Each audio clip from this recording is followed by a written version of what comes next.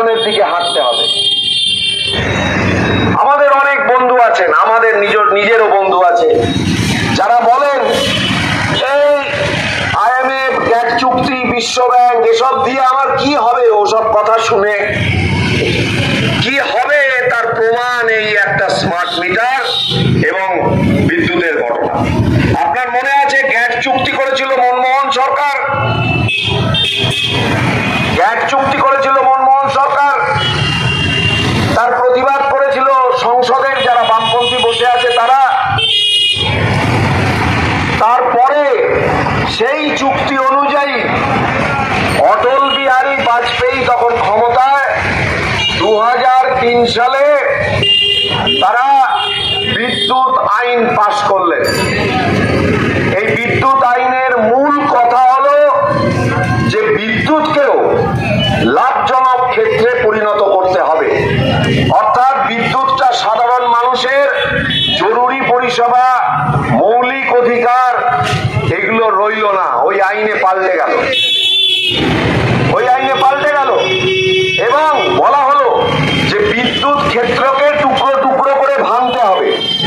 এই আমাদের কথা এই বিদ্যুৎ অফিসের কর্মচারীরা শুনছেন, তাদের কাছে আহ্বান রইল, যদি আমরা বাজে কথা বলি এসে প্রতিবাদ করুন, আমরা মঞ্চ খুলে নিয়ে চলে যাব। 2003 সালে যখন বিজেপির অটল বিহারী বাজপেয়ী সরকার বিদ্যুৎ আইন পাশ করালো, এই যারা সংসদে বামপন্থী পার্টি আছেন তারা প্রতিবাদ করেছিলেন যে এই বিদ্যুৎ আইন জনগণের বিরুদ্ধে। কিন্তু কি আশ্চর্য, সবচেয়ে আগে হচ্ছে তখন তেলেগুদের সময় চন্দ্রবাবু নাইডু সরকার, আর পশ্চিমবাংলায় বামফ্রন্টের বুদ্ধদেব ভট্টাচার্য সরকার সেই আইন প্রয়োগ করা শুরু করলেন সবচেয়ে আগে। কি হলো, বিদ্যুৎ পর্ষদ ছিল আগে, West Bengal state electricity board, বিদ্যুৎ পর্ষদ, আর এখন দেখুন নামটা লেখা রয়েছে WBSEDCL, নাম পাল্টে গেছে বহুদিন আগে। বিদ্যুৎ পর্ষদ কি করত? বিদ্যুৎ উৎপাদন করত, সেই উৎপাদনের জায়গাগুলো থেকে বিদ্যুৎ সাবস্টেশন গুলো অব্দি বয়ে নিয়ে আসতো, সাবস্টেশন থেকে বাড়ি বাড়ি ডিস্ট্রিবিউশন করত বা কারখানায় ডিস্ট্রিবিউশন করত। এই জায়গাটাকে 3 টুকরো করে দেয়া হলো। এই গোটা বিদ্যুৎ পর্ষদকে ভেঙে 3 টুকরো করে দেয়া হলো। যারা বিদ্যুৎ উৎপাদন করবে তাদের নাম দেয়া হলো, শুধু ভেঙে দেয়া হলো তাই নয়, সেটাকে কর্পোরেশন করা হলো। অর্থাৎ পুরোপুরি সরকার চালিত একটা সংস্থা ছিল, সেটাকে একটা কর্পোরেশন, একটা কোম্পানির রূপ দেয়া হলো।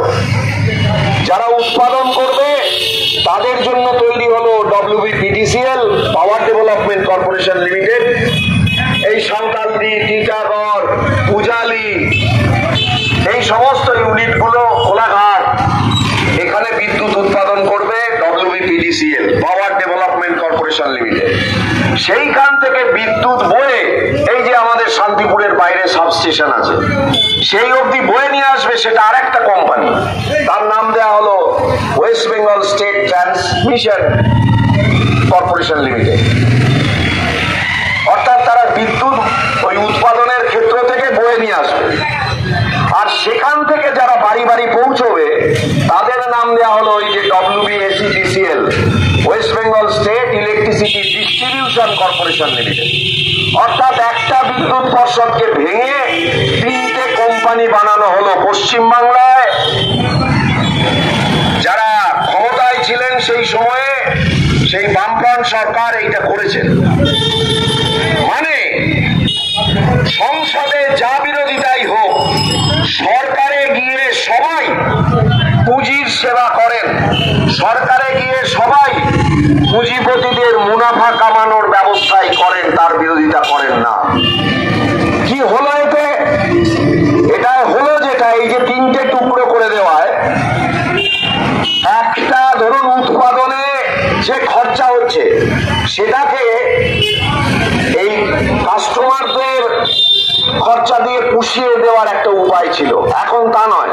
3টে স্বাধীন কোম্পানি, প্রত্যেককেই লাভ করতে হবে। অর্থাৎ যেটা একটা কোম্পানি লাভের চেষ্টা করতো বা তার ক্ষতি যা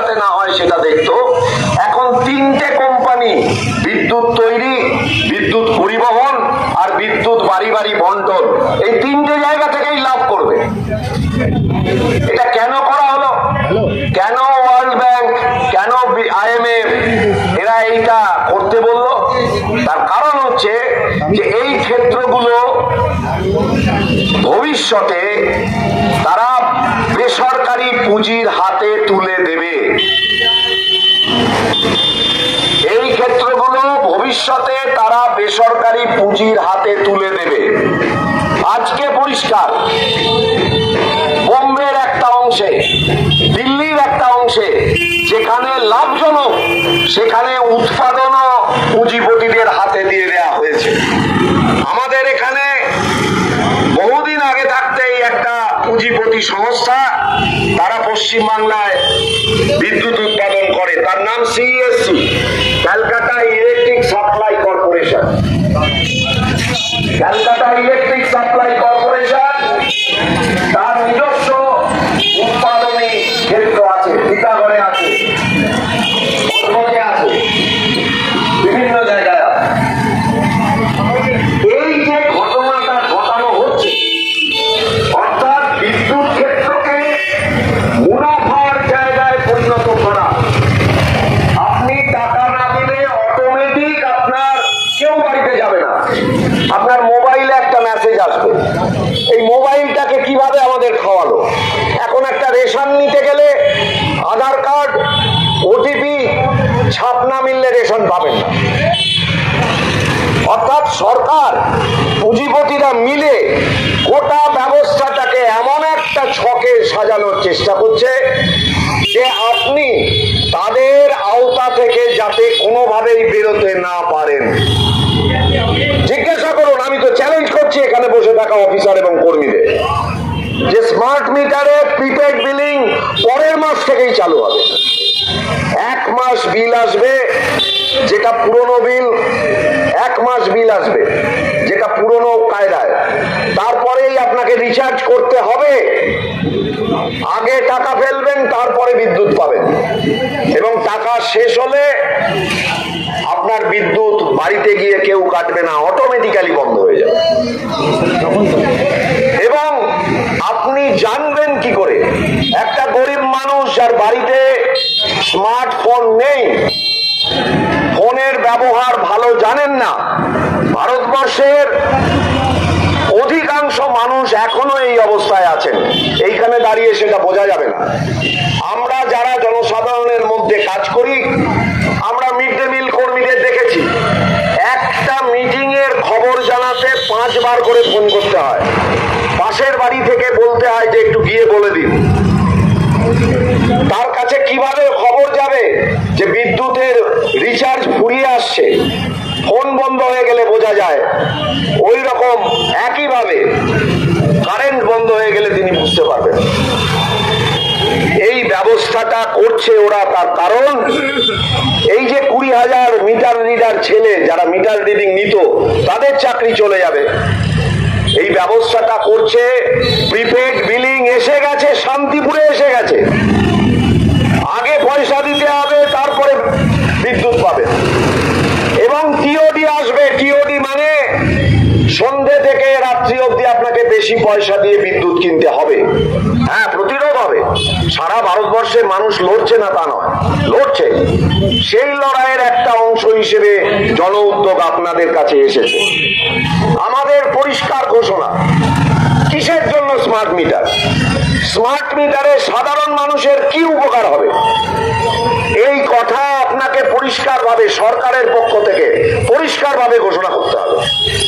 স্মার্ট মিটার মানে আপনি ওদের কাছে বন্দী হয়ে গেলেন। ওরা যখন তখন ইচ্ছা করলেই আপনার বিদ্যুতের কানেকশন বাড়ি যাওয়ার দরকার হবে না, এখানে বন্ধ করে দেওয়া যেতে পারে।